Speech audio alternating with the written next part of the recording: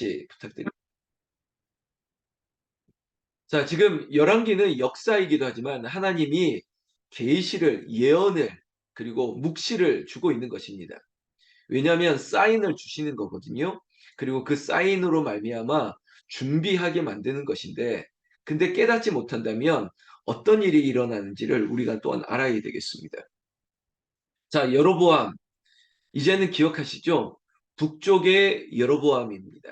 하나님께서 솔로몬의 아들 르호보암의 죄를 물어서 물론 솔로몬의 아버지의 죄과도 이어진 거죠. 그래서 하나님께서 준비했던 사람이 여로보암이었습니다.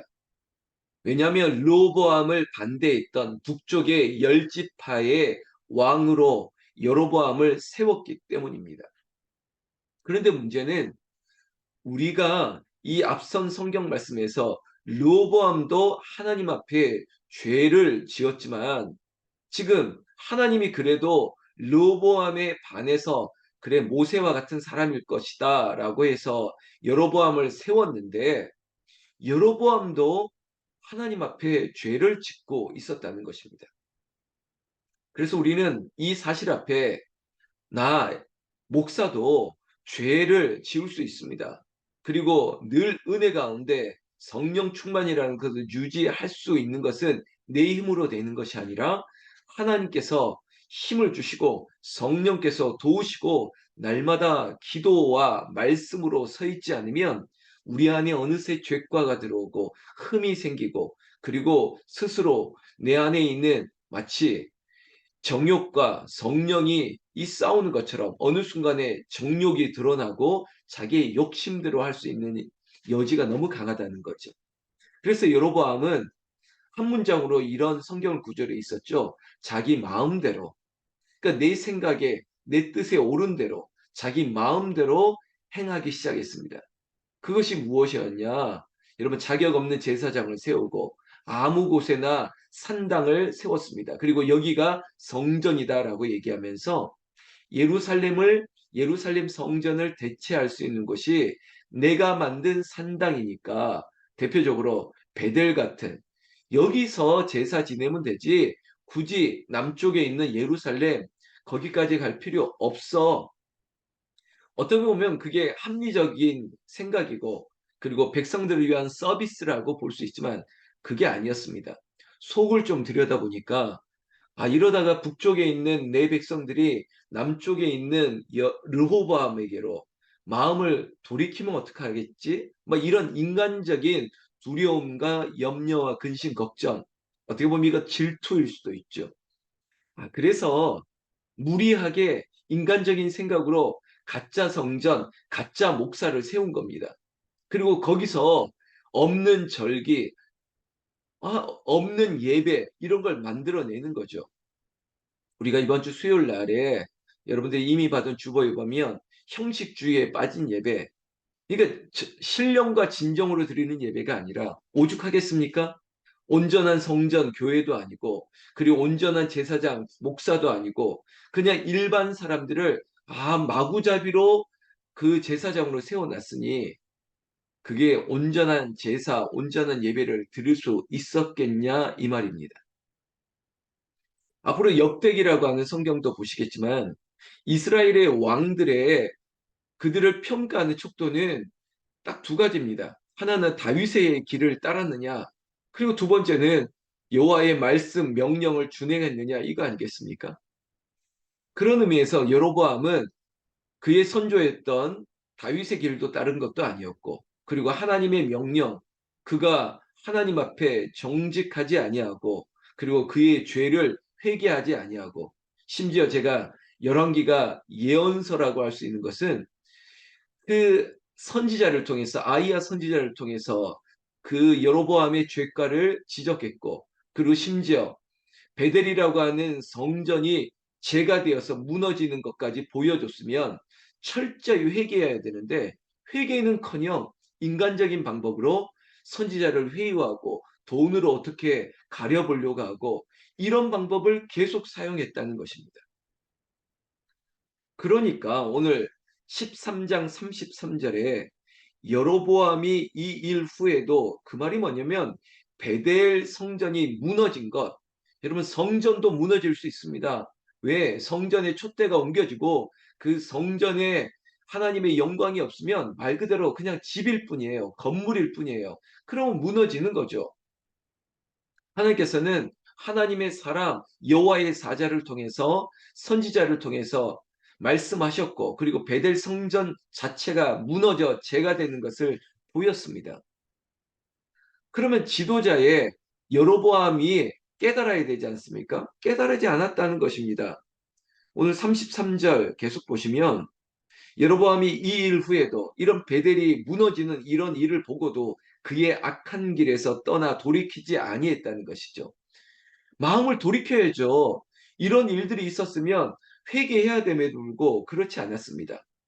계속 보십시오. 다시 일반 백성을 산당의 제사장으로 삼되 누구든지 자원하면 그 사람을 산당의 제사장으로 삼았으므로, 지금 산당을 곳곳에 만들고, 아 그래 손들어, 자 원하는 사람, 그래 목사하세요, 목사하세요, 이렇게 하는 거예요. 이게 여로보암이 참 교만한 거죠. 강팍한 겁니다. 왜냐? 제단이 무너지고 이런 하나님의 사람, 선지자가 사인을 줘도 마음을 안 돌이키니 얼마나 강팍한 사람입니까? 오히려 더 강팍한 것은 대적하잖아요, 하나님과. 아유, 나는 내 마음대로 하겠습니다. 오히려 더 산당을 짓고 거기다가 아무나 제사장으로 세우고. 참 대단한 사람 아닙니까? 34절. 근데 여기서 우리는 주목해야 될 사건이 벌어졌습니다. 이 일이, 여러분, 이런 구절에 동그라미 쳐야 돼요. 앞선 이 일 후에도, 그리고 34절, 이 일이 어떠한 결과를, 마치 저쪽에서 광풍이 불면 이쪽에는 어떤 일이 일어나는지, 나비 효과라고 하는 것이 저 우리의 반대편 남미에서 만약에 어떤 회오리가 불었으면 지구 건너편에는 어떤 뭐 쓰나미가 일어날 수도 있을 것이고, 나비의 팔락걸음이 저 반대편에는 이상한 충격으로 나타날 수도 있을 거고, 막 이런 걸 나비 효과라고 하거든요. 마치 이런 거예요. 여로보암이 여호와의 길을 떠나고 그리고 죄를 지었다 보니까 34절에 이 일이 여로보암 집에 죄가 되어 그 집이 땅 위에서 끊어져 멸망하게 되니라, 이겁니다. 아주 두렵죠. 여로보암의 죄 때문에 그 집안이 이제는 이 땅 위에서 끊어지게 생겼다는 것이었습니다. 자, 멸망하게 되니라 이렇게 예고했던 예언을, 묵시를 받았으면 어떻게 해야 되겠습니까? 오늘 우리는 열왕기상 14장 1절 보는데, 또 보십시오. 그때에 또 동그라미 쳐야 돼요. 우리에게 일어나는 일들, 아, 이 일 후에 이 일이 또 그때에 어떤 일이 일어났을까? 왜냐하면 그것은 하나님의 사인일 수 있거든요. 오늘 여로보암에게는 큰 일이 일어났습니다. 14장 1절에 그때 여로보암의 아들 아비야가 병든지라. 아들이 병들었는데 그때예요. 그때. 그때가 언제입니까? 여로보암이, 아버지 여로보암이 여호와의 길을 떠나 다윗의 길을 저버리고 그가 우상 숭배와 다름없는 짓을 하고 있는 것이거든요. 가짜 성전, 가짜 목사 세우는 거 아닙니까? 그리고 거기에서 없는 예배 만들어서 여기에서 예배하면 된다라고 할 정도의 큰 교만과 우상 숭배가 여로보암의 죄였습니다. 그러면 여로보암 혼자만의 죄가를 받으면 좋겠는데, 그것만이면 족하리라 할 수 있을 텐데도 아니에요. 이 죄가 얼마나 무섭냐면 이 죄가로 말미암아 그때 아들이 병들었습니다. 그 아들이 병든 게 우연일까요? 아들이 병든 게 우연일까요? 이 집안이 이제는 땅 위에서 끊어질 것이다, 멸망할 것이라 하는 것이 우연일까요? 이라는 거예요. 14장 2절부터는 어떤 여로보암의, 참 이 사람이 잔꾀가 좋은 건지 아니면 뻔뻔한 건지, 14장 2절 보면 여로보암이 자기 아내에게 이르되 청하건대 일어나 변장하여 사람들이 그대가 여로보암의 아내임을 알지 못하게 하고 실로로 가라. 거기 선지자 아이야가 있나니 그는 이전에 내가 이 백성의 왕이 될 것을 내게 말한 사람이니라. 제가 조금 쉽게 읽어 본문을 보시더라도 알겠지만 여로보암이 제 표현을 하면 아니 이 너무 쪼잔하지 않습니까? 자기가 직접 나서서 아이야 선지자에게 찾아가서 이 상황을 얘기하고 어떻게 도움을 요청하고 그래야 되는데 자기 체면에 아이 내가 말이야 내가 왕인데 또 아이야 선지자에게 목사에게 찾아간단 말이야 뭐 이런 겁니다. 체면이 있지 자존심이 있지 이 일 때문에 내가 선지자를 목사를 찾아간다 나나 못 가겠어. 그러니까 하는 게 뭐냐면 자기 아내를 변장시킨 거예요. 그냥 평범한 아줌마처럼 죄송합니다. 아줌마처럼 머리에 이렇게 수건 쓰고 막 이렇게 해서 모르게 찾아가게 만들어서 청탁하는 거죠. 또 회유하는 거예요. 이전에도 그랬거든요. 베델의 제단이 무너지니까 이거 어찌된 일입니까? 이거 나한테 문제가 없도록 당신이 나와 함께 기도하자. 돈을 줄 테니까 얼마든지 줄 테니까 나를 위해서 기도하라. 막 이런 식으로 회유해도 하나님께서 아이야 선지자를 통해서 절대 그 집으로 들어가지도 말고 상종하지도 말라 하면서 소위 말하면 탁 뒤돌아선 거거든요. 아무리 여로보암이 왕이라도 아무리 뭐 김중부의 다이아몬드가 좋아도 그렇지 않다는 거예요. 하나님이 안 돼. 저 집에 들어가면 안 돼. 저 사람의 돈, 저 사람과 관계하지 마. 하고 딱 돌아서게 있거든요.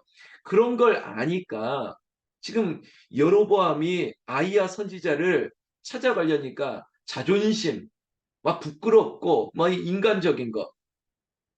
그런데 이 자리에 우리 어머님들이 많아서 그러니까 제가 제 마음을 한번 말씀드려 볼게요.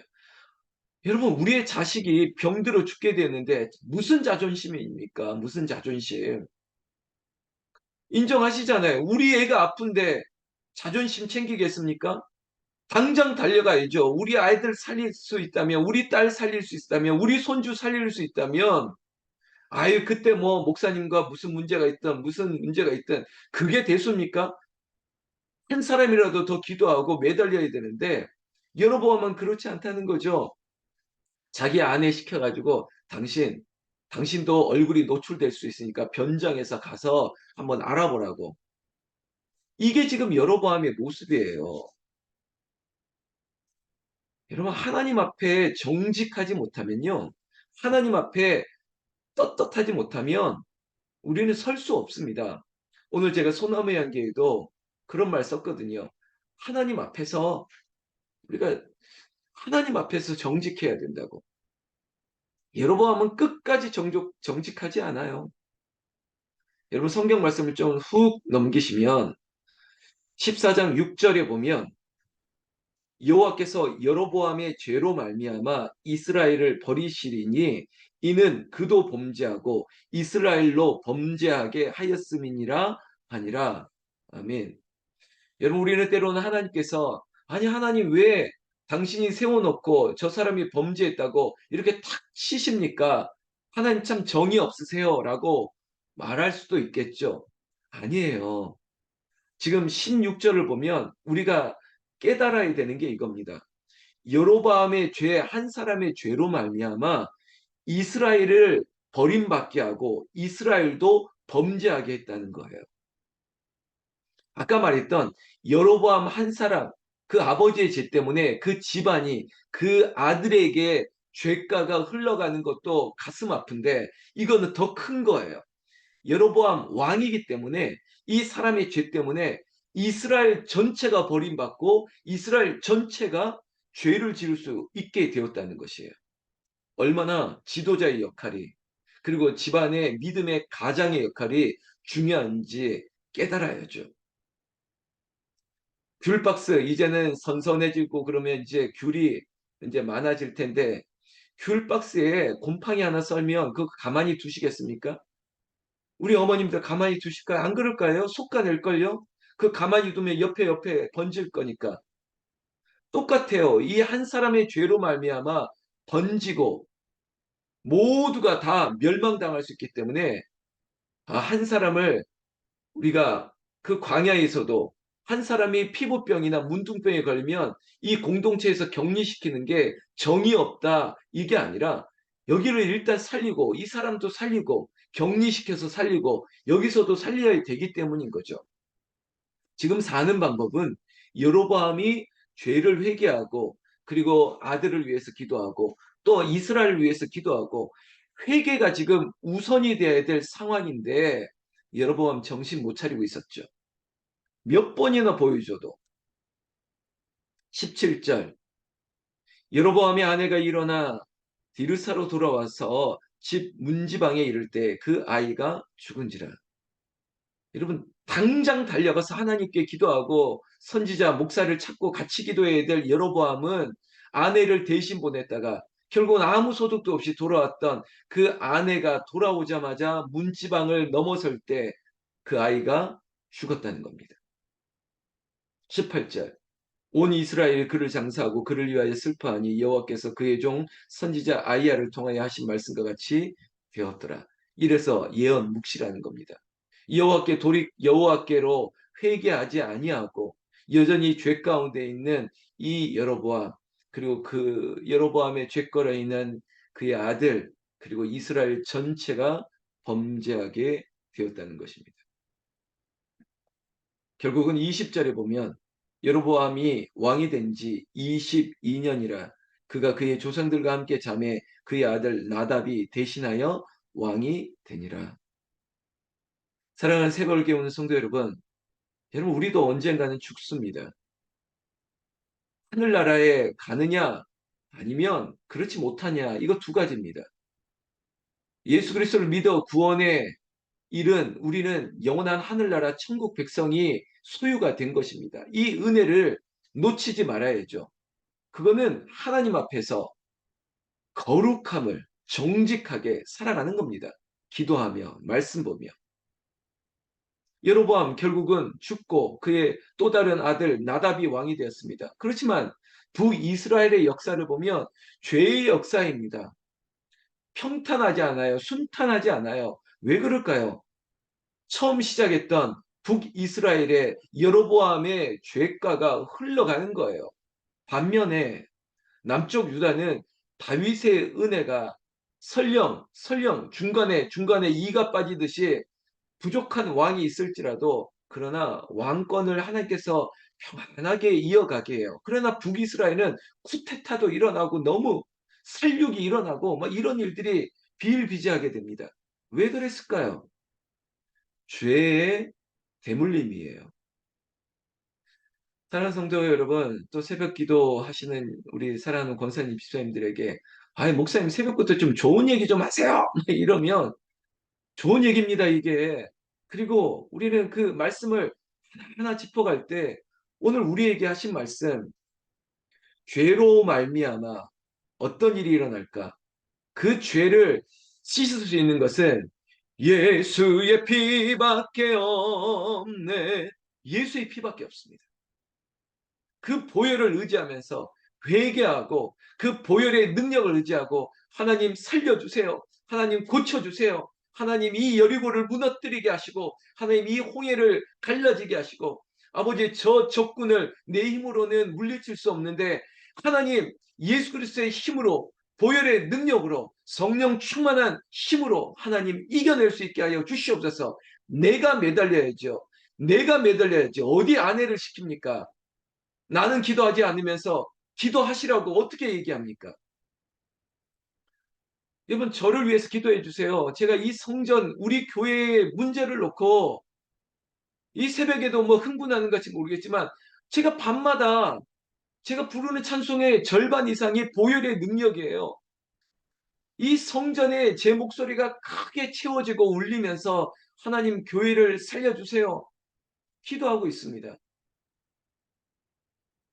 그 기도밖에 없기 때문에 그 예수 그리스도의 능력 말고는 내가 할 수도 없고 여기 있는 우리 권사님, 집사님, 우리 한 사람 한 사람이 할 수 있는 일이 아니라 우리의 기도를 통해서 하나님이 하셔야 되기 때문에 여러분 무너지게 하신다면 세우시는 분은 당연히 하나님이시죠.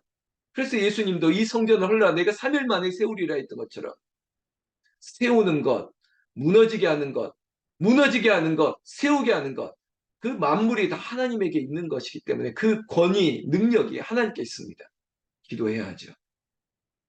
오늘 우리가 이 열왕기상 14장에 있는 여로보암의 죄과로 말미암은 그 죄의 결과를 우리가 두렵게 바라보면서 하나님 날마다 회개하면서, 여러분 회개가 나쁜 게 아니잖아요. 회개하면서 하나님 나를 새롭게 하시고 내 아들에게, 내 딸에게, 내 손주들에게, 그리고 우리 집안에 은혜가 흘러가게 하여 주시옵소서. 어제 보니까 믿음의 선배들의 집안이 제가 잘 되기를 바랬거든요.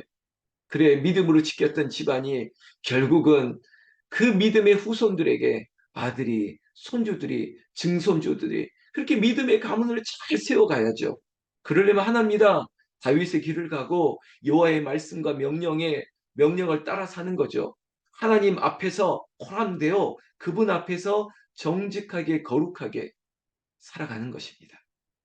저는 이 자리에 있는 나와 우리 모두가 그렇게 살아갈 줄로 믿습니다. 그렇게 살아가기를 힘쓰기 위해서 이 새벽에 도우시는 하나님을 구하니 오늘 여러분들의 집안이, 여러분들의 자손들이 잘 되어지기를, 여러분들이 기도함으로 말미암아요. 우리가 기도함으로 하나님 앞에 예배함으로 말미암아 그런 은혜가 흘러 넘치기를 나는 우리 주 예수님의 이름으로 축원합니다. 기도하겠습니다.